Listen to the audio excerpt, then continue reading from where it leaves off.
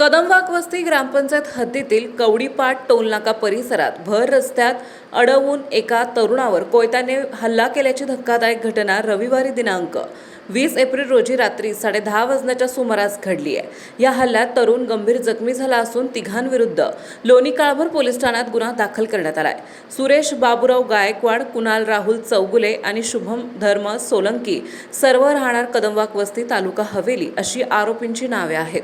या प्रकरणी आकाश सूर्यकांत पवार वय वर्ष 28 राहणार वेताळबाबा वसाहत हडपसर यांनी फिर्याद दिली आहे। आकाश पवार हे ऑनलाईन कुरिअर सेवा देऊन उदरनिर्वाह करतात। ते कवडीपाट टोल नाका परिसरात एका लग्न समारंभासाठी गेले होते।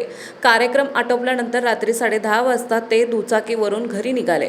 मार्गात दत्त मंदिरात दर्शन घेऊन पुढे निघाल्यानंतर लक्ष्मी लॉन्स परिसरात त्यांच्या मागून नंबर प्लेट नसलेल्या राखाडी दुचाकीवरून तिघे जण आले। या तिघांनी आकाश यांच्या दुचाकी समोर आपली गाडी आडवी लावून त्यांना थांबवले आणि कोणताही वाद नसताना शिवीगाळ सुरू केली। त्यानंतर एकाने त्यांना पकडून कोयत्याने पाठीवर वार केले तर दुसऱ्याने धारदार शस्त्राने त्यांच्या डोक्यावर प्रहार केला।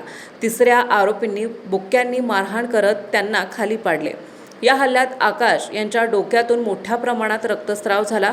हल्ल्यानंतर आरोपींनी त्यांच्या दुचाकीचेही नुकसान करत घटनास्थळावरून पळ काढला। जखमी अवस्थेत आकाश यांनी लोणी काळभोर पोलीस ठाण्यात धाव घेतली। पोलिसांनी त्यांना तत्काळ ससून रुग्णालयात उपचारासाठी दाखल केले। प्रकृती स्थिर झाल्यानंतर त्यांनी अधिकृत फिर्याद नोंदवली आहे।